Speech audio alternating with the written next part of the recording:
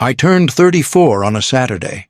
The sky over Seattle was its usual sullen gray, and the city buzzed faintly beyond the window of my fourth-floor apartment.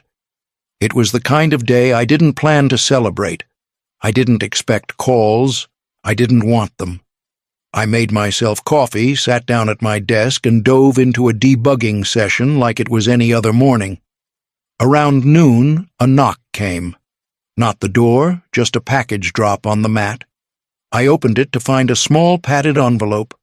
No return address, no card, just my name in stiff handwriting I hadn't seen in years. I already knew who it was from. Inside, I found a dull aluminum keychain, a cheap one. No inscription, no logo, just cold metal, smooth forgettable. I scoffed. Figures, I said out loud, tossing it onto the counter like it might rattle with more meaning. But it didn't. I stared at it for a moment longer than I should have, waiting for something to click. Nothing did.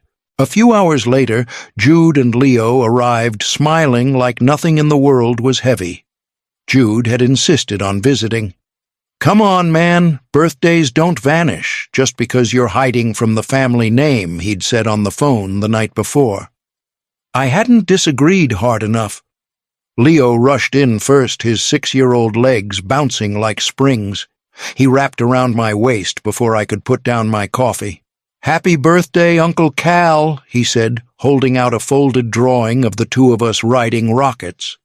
"Now that's a real gift," I said, kneeling to hug him tight. Jude followed with a box of muffins and a bottle of decent whiskey.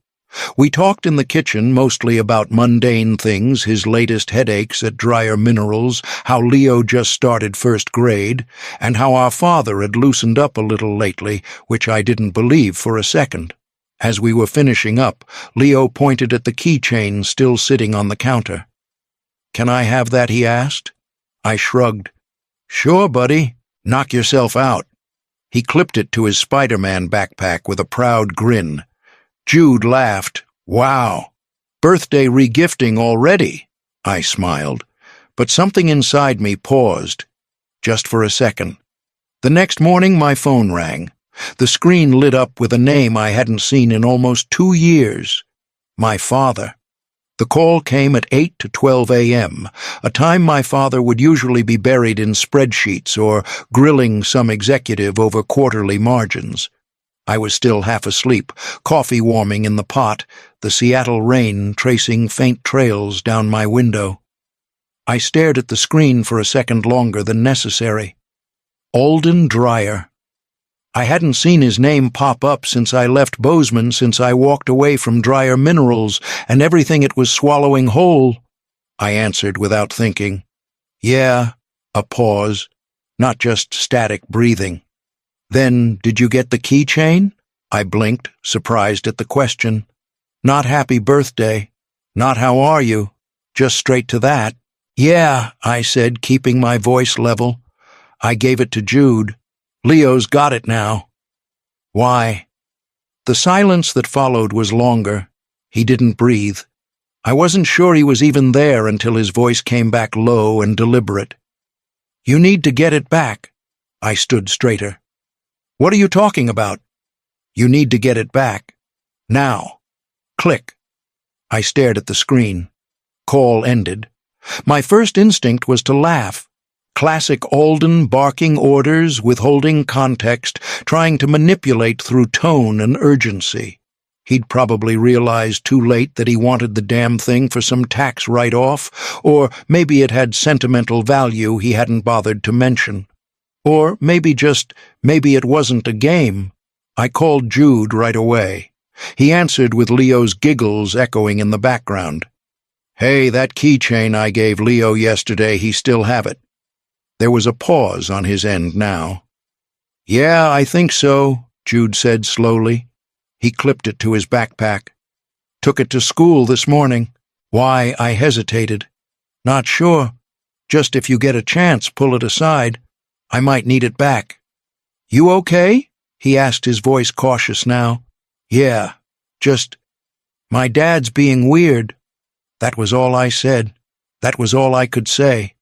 After we hung up, I stood in my apartment, the walls suddenly feeling closer than usual. My coffee sat cold on the counter. The city's noise faded under the thrum of one thought circling over and over. Why now? I walked to the window and looked out at the sidewalk below, watching strangers pass by like blips in a system. The Keychain. Of all things. By noon, I was already on the road to Bozeman. I told Jude I was coming to Bozeman to visit Mom's grave. It wasn't a lie, but it wasn't the reason either. Something about the way my father had said those words, "You need to get it back, now," had scraped at the inside of my skull for 24 hours straight. The drive was quiet. I didn't listen to music. I didn't take calls. Just let the long Montana highways pull me out of Seattle and back into the town I'd spent years trying to forget. Bozeman hadn't changed much. Same wide streets, same sharp sky, same feeling like the place was always waiting for a storm. Jude greeted me at the door with a hug, his arm looping around my shoulders like it was still high school. "Didn't think I'd see you again this year," he said. "You okay?" I nodded. "Just needed some space from the city. Figured I'd say hi to Mom." Leo peeked out from behind Jude's legs, grinning wide. "Uncle Cal, look." He lifted his backpack and pointed to the zipper pull. The dull aluminum keychain was clipped there, swinging proudly like a badge of honor. I made it mine. I smiled. "Looks good on you." Jude waved me into the house. "You want some coffee?" I waited until Leo ran off to the living room before leaning in.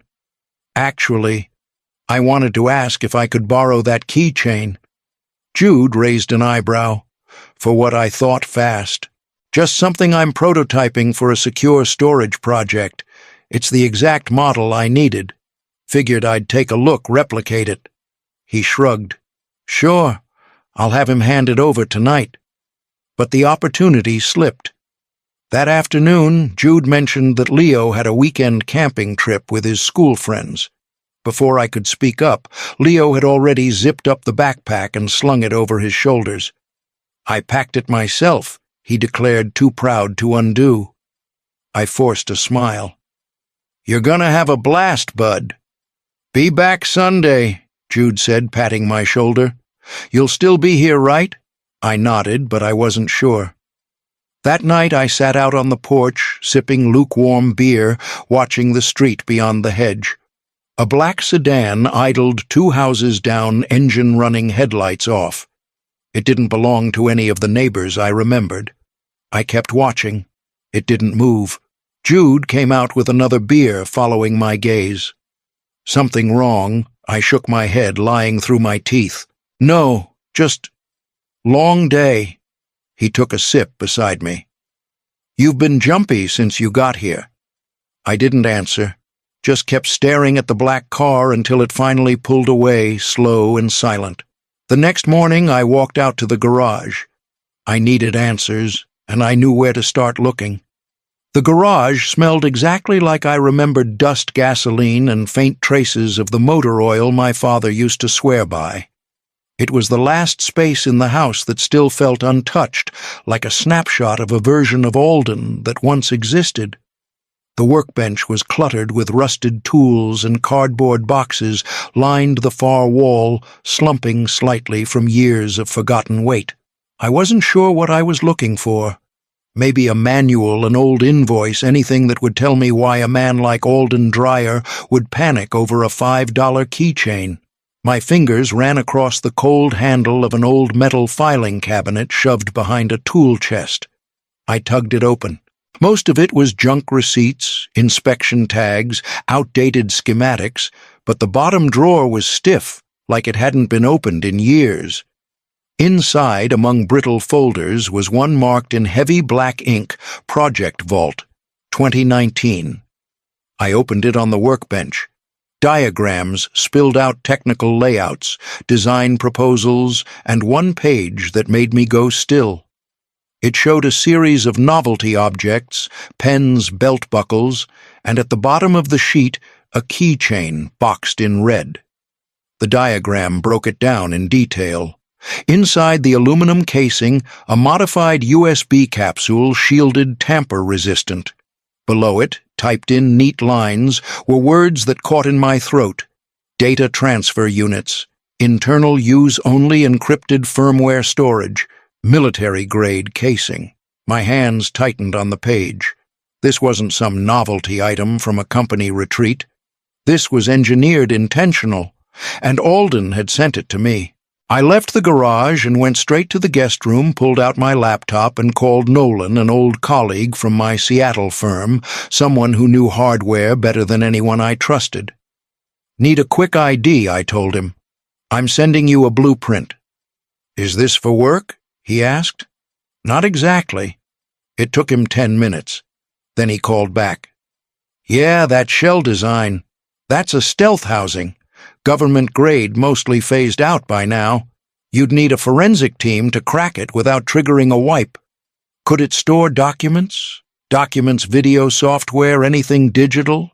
But whoever built it didn't want it found, much less opened." I thanked him and hung up. I sat there for a long while, the blueprint in one hand, the memory of the keychain swinging from Leo's backpack in the other. This wasn't a message. It was a vault. And the fact that Alden had sent it to me after years of silence, after everything told me there was more to this than guilt or nostalgia. I grabbed my keys and headed toward the living room. Leo was due back from the trip tomorrow, and I needed to get that keychain before anyone else did. Leo came back from the camping trip Sunday afternoon, half sunburned and buzzing with stories about marshmallows and ghost games in the woods. Jude dropped his bags by the door and started unpacking while Leo tossed his backpack in the corner like it had survived a war. I waited until later when Leo was in the shower and Jude had gone to pick up takeout. I knelt beside the backpack, unzipped the side pocket, and there it was, the keychain still clipped where he'd left it. The metal was scratched a little dirty, but intact. I unclipped it and slipped it into my jeans, my heart pounding harder than I liked to admit. That night in the guest room, I dimmed the lights and set my laptop on the desk. I didn't need to force it open. The keychain twisted apart with a small click, revealing the capsule inside exactly as the blueprint had shown. I plugged it into my machine. The interface was quiet. No pop-up, no sound. Just a new folder labeled DRVT19. I opened it slowly. Dozens of files loaded. Most were encrypted strings of nonsense without the key, but one folder wasn't locked. Inside, I sat back, stunned. Alden hadn't just broken laws. He'd buried a man literally and scrubbed it from the records. And now somehow he'd chosen me to carry this. I stared at the drive, its cold metal edge glinting under the desk lamp. This wasn't just leverage. It was a fuse, a silent trigger waiting to be pulled. Maybe Alden wanted it exposed and didn't trust Jude. Maybe he wanted to protect himself by pinning it on me. Either way, I couldn't sit on it any longer. I reassembled the keychain, slid it back into my pocket, and shut down the laptop. The next day, I woke up to the sound of gravel crunching outside the window. Someone was back in that black car, and they weren't just watching anymore. I stopped at the hardware store in town that afternoon, trying to buy some time to think. I didn't want to go back to the house yet. My head was still buzzing from the files on the drive, and I wasn't sure what to do next. As I stepped out of the store, a man I didn't recognize was leaning against a rusted pickup parked near the exit. Middle-aged, broad-shouldered, too relaxed for someone who didn't belong in this town. "You weren't supposed to find that," he said casually, like we were talking about misdelivered mail. I froze mid-step. "The keychain," he added, his eyes flicking briefly to my pocket. "Where is it?" I kept my voice steady. "No idea what you're talking about." He gave a small smile like he'd expected me to lie. "That's the smart move, especially for your nephew's sake." My stomach dropped. I didn't reply. I just walked past him back to my car, each step heavier than the last. He didn't follow. He didn't need to. By the time I got back to Jude's, the front door was cracked open. I called out no answer.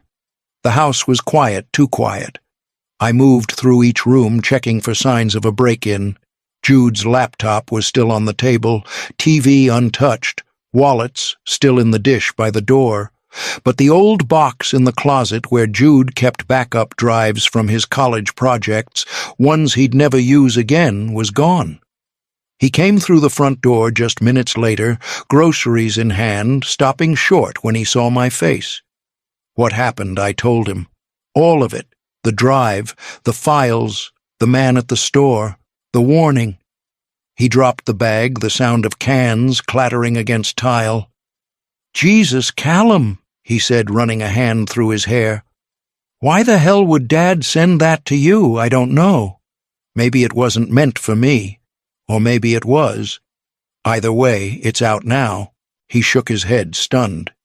"You think he—" "No, he wouldn't risk Leo. Not Dad." But there was doubt in his voice now.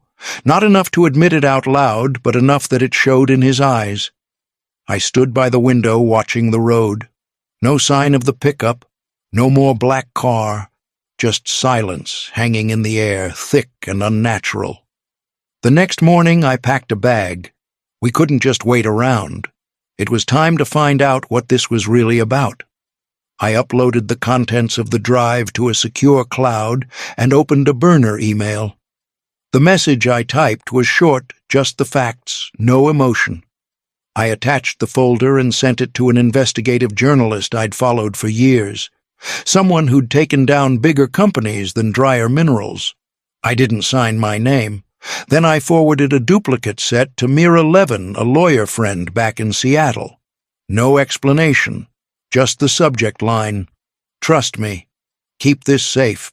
I stared at the screen for a long time after the emails were sent, wondering if I'd just pulled a pin on something that couldn't be put back.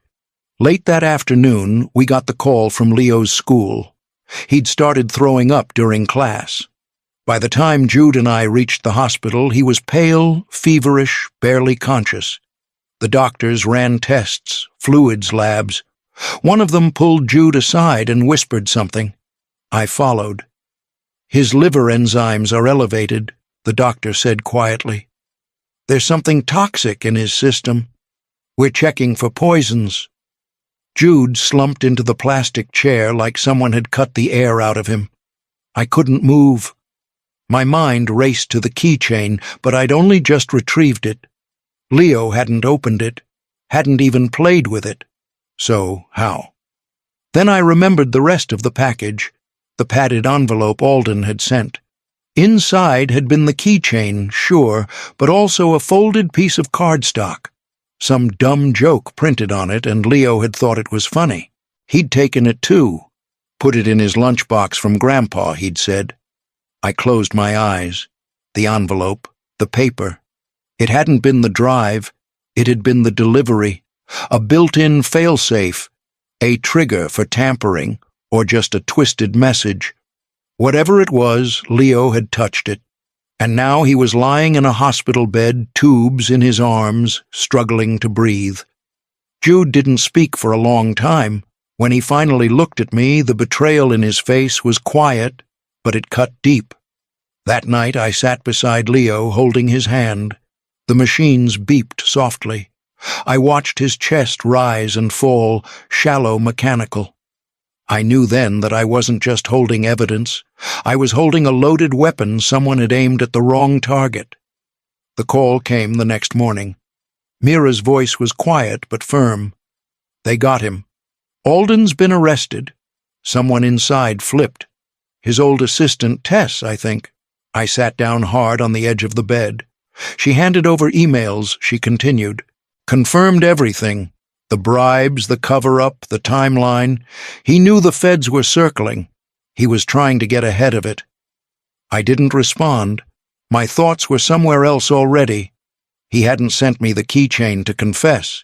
He'd sent it to use me, to make me the accidental leak, to buy himself time while the fallout shifted directions. He wanted me to be the fuse.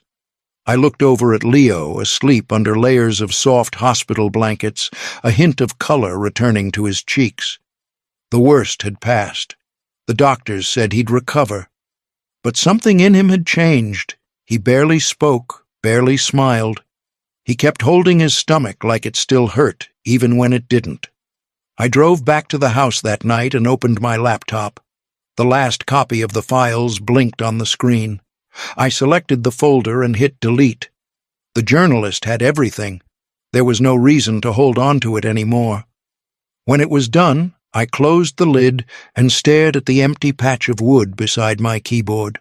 The keychain was gone now, but I could still feel its weight in my palm. Cold, small, and never as harmless as it seemed.